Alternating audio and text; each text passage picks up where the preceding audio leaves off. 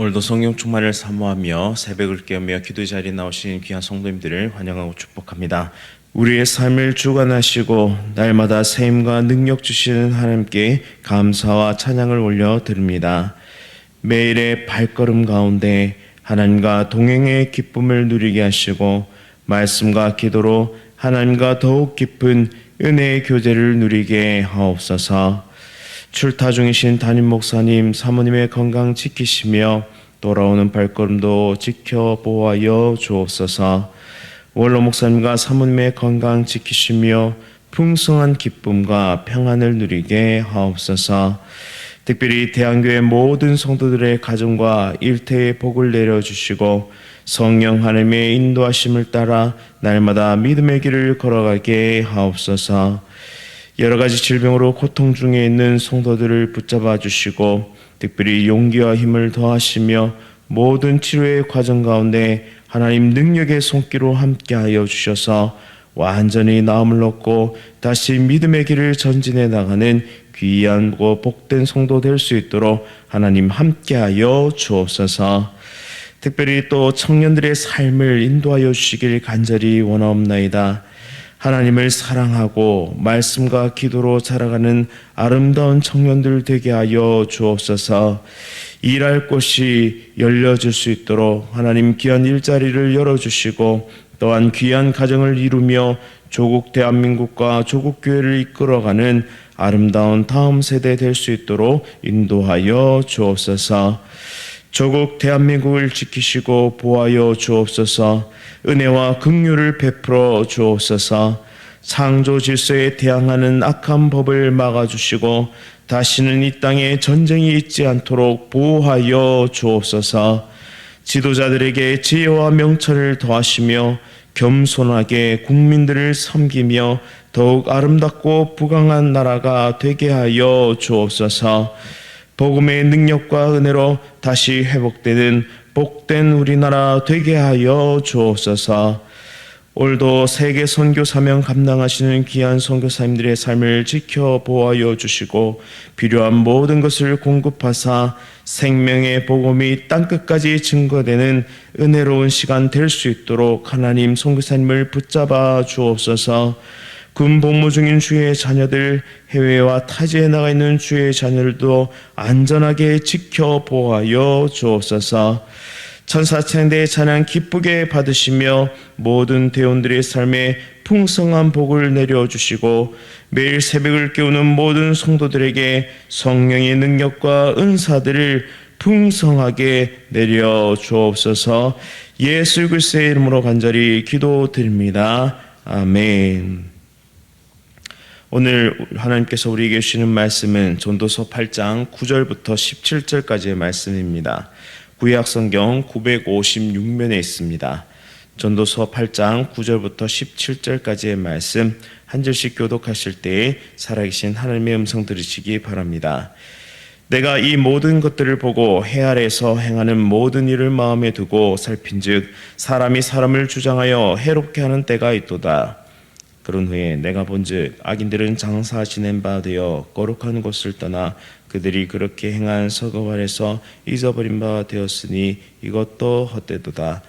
악한 일에 관한 징벌이 속히 실행되지 아니하므로 인생들이 악을 행하는 데에 마음이 담대하도다. 죄인은 100번이나 악을 행하고도 장수하거니와 또한 내가 아노니 하나님을 경외하여 그를 경외하는 자들은 잘 될 것이요 악인은 잘되지 못하며 장수하지 못하고 그날이 그림자와 같으리니 이는 하나님을 경외하지 아니함이니라. 세상에서 행해지는 헛된 일이 있나니 곧 악인들의 행위에 따라 벌을 받는 의인들이 있고 의인들의 행위를 따라 상을 받는 악인들도 있다는 것이라. 내가 이르노니 이것도 헛되도다. 이에 내가 희락을 찬양하노니 이는 사람이 먹고 마시고 즐거워하는 것보다 더 나은 것이 해 아래는 없으리라. 하나님이 사람을 해 아래서 살게 하신 날 동안 수고하는 일 중에 그러한 일이 그와 함께 있을 것이니라.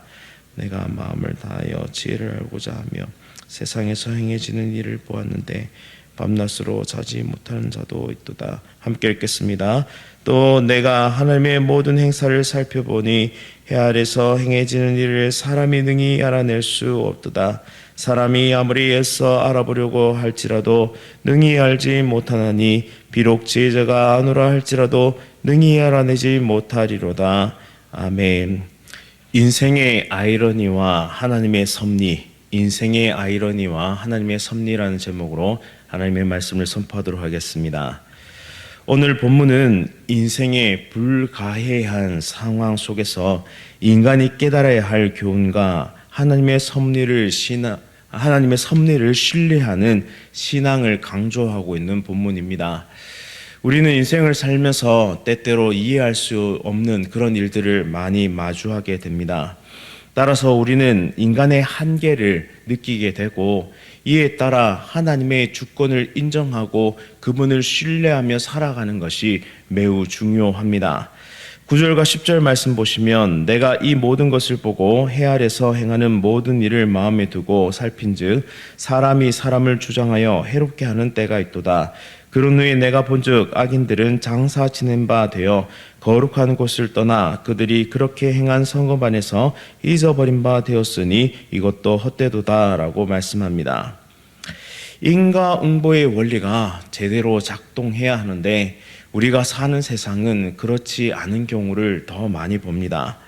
악인은 계속 승승장구하고 심지어 성대한 장례식까지 치르게 됩니다. 더 큰 문제는 압제당하고 고통당하던 백성들이 악인의 죽음에 대해 오히려 칭찬하는 아주 이상한 상황을 마주하게 되는 것이죠. 특별히 10절 말씀의 해석이 난해한데요. 이 10절 말씀의 세번역 성경은 70인역을 따놔서 잊어버리다를 칭찬하다로 번역해서 의역하고 있습니다. 오히려 세번역 성경이 이 말씀의 의미를 잘 살피고 있어서 한번 소개해드리면 나는 악한 사람들이 죽어서 무덤에 묻히는 것을 보았다. 그런데 사람들은 장제에서 돌아오는 길에 그 악한 사람들을 칭찬한다. 그것도 다른 곳이 아닌 바로 그 악한 사람들이 평소에 악한 일을 하던 바로 그 성읍에서 사람들은 그들을 칭찬한다라고 해석합니다. 참 아이러니하지 않습니까? 사람들이 악인의 죽음을 기뻐하고 잘 죽었다라고 생각해야 하는데 그들은 장례식에서 돌아온 길에 오히려 악인을 칭찬하고 있으니까 말이죠.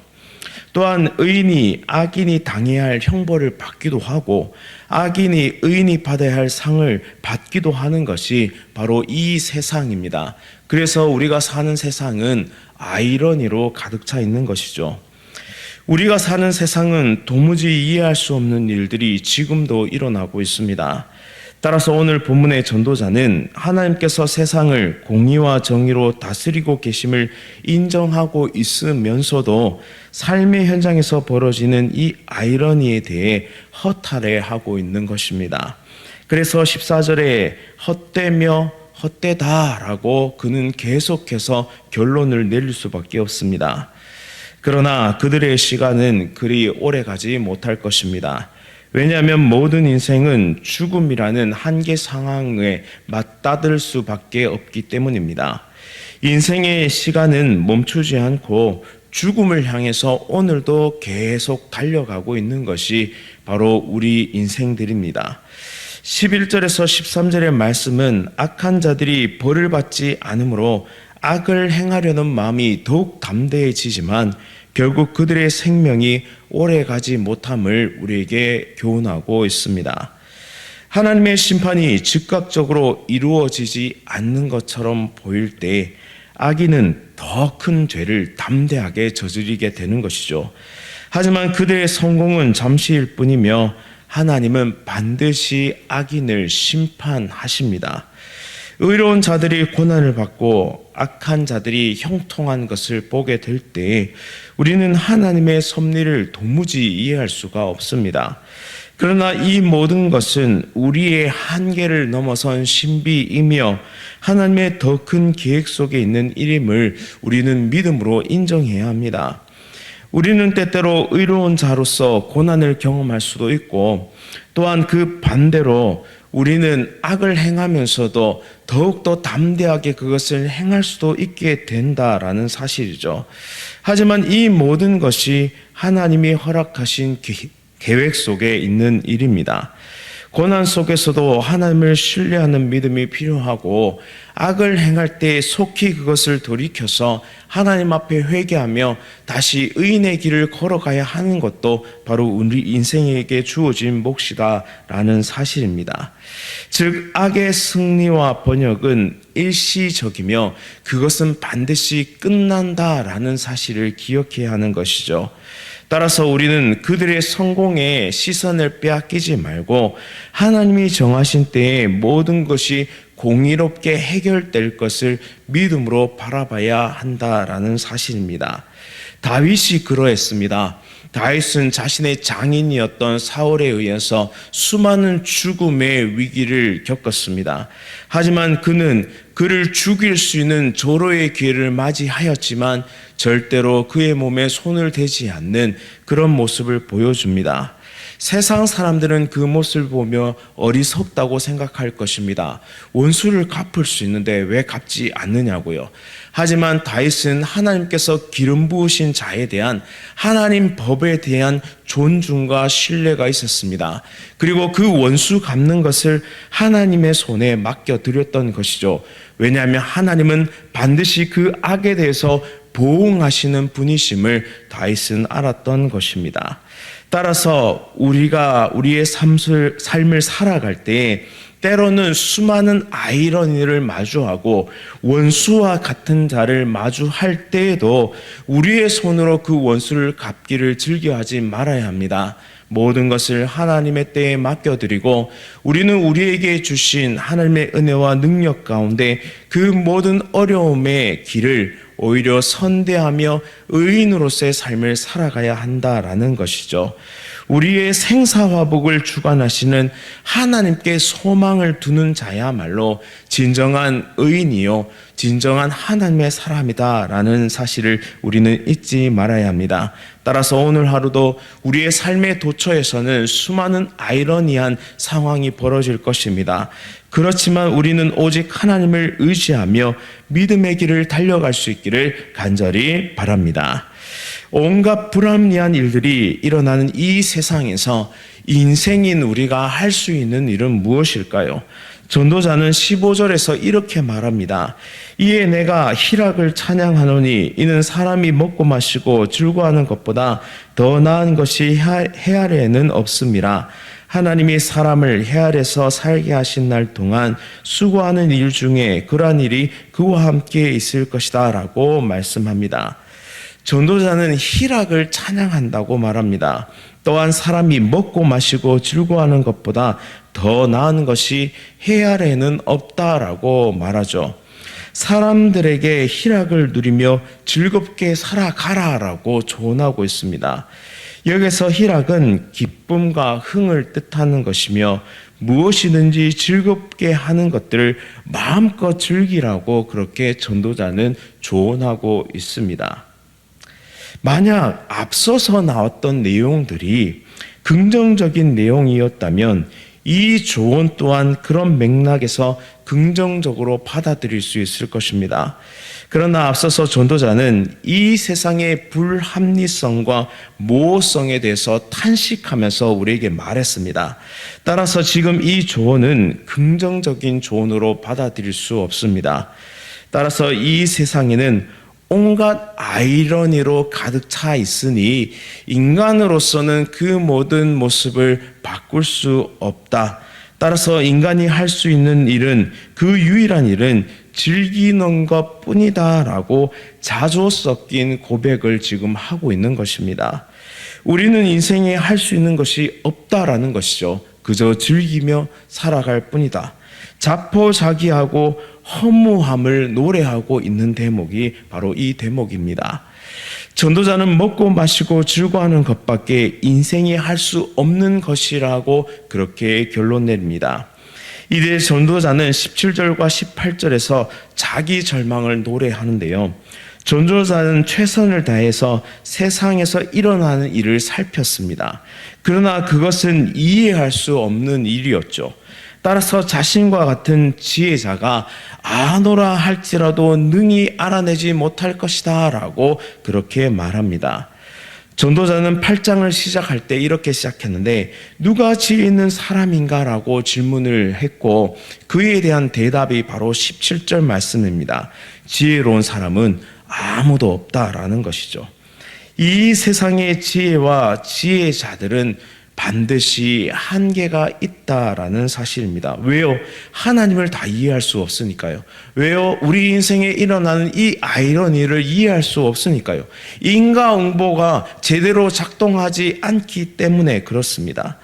전도자는 자기 같은 지혜자도 하나님께서 이 세상에 행하시는 일들을 모두 알 수 없다고 인정하고 있습니다. 그의 판단은 매우 정확한데요. 그렇게 전도자는 한 길을 내고 있습니다. 그 길은 누구를 향하고 있습니까? 그 길은 바로 하나님을 향하고 있습니다. 하나님만이 이 세상의 주권자이시며 오늘도 하나님의 크신 지혜로 우리의 인생을 인도하고 계신다라는 사실로 우리 모두를 끌어가고 있습니다. 복음이 들어가기 위해서는 모든 인간은 자기 절망을 경험하고 고백해야만 합니다. 예수님 밖에는 내 인생에 소망이 없다는 사실을 깨달을 때 예수님을 영접할 수 있다라는 것이죠. 전도자가 느꼈던 이 자포자기와 자기 절망은 복음을 받아들이는 데 있어서 매우 중요한 관문으로 작용합니다. 따라서 우리 모두가 겸손히 고백해야 합니다. 나의 지혜와 노력으로는 하나님의 계획을 온전히 이해할 수도 없고 그리고 이 세상에 일어나는 일을 도무지 해석할 수도 없다라고 우리는 겸손하게 고백해야 합니다. 그런 고백이 있을 때 예수 그리스도의 해석이 예수 그리스도의 은혜가 우리 가운데 임하게 되는 것이죠. 하나님의 섭리를 경외하며 살아갈 수 있는 지혜를 달라고 비로소 우리는 우리의 완악한 고집을 꺾고 하나님 앞에 고백할 수 있게 된다라는 사실입니다. 그런 뒤에야 우리는 하나님께서 우리에게 열어주신 일들에 감사할 수 있고 하나님이 우리의 인생에 부어주신 것들에 감사할 수 있고 오늘 하루를 하나님과 동행할 수 있음에 기뻐하고 감사하며 참된 인생의 길을 걸어갈 수 있게 된다라는 사실입니다. 하나님의 섭리는 우리가 다 이해할 수 없는 신비이지만 결국 의인의 삶은 하나님께서 책임지시며 악인은 반드시 죽음 가운데 심판을 받게 될 것이다 라는 사실이 바로 성경의 진리입니다. 우리는 현재의 삶 속에서 하나님을 경외하며 주어진 삶의 나날들을 기뻐하며 살아가야 합니다. 누구 안에서요? 바로 주 예수 그리스도 안에서 우리는 참된 생명의 길을 즐거워하면서 살아갈 수 있게 되는 것입니다. 혹시 오늘 이 가운데 인생의 아이러니 가운데 오늘도 탄식하면서 하나님 대체 어디 계세요?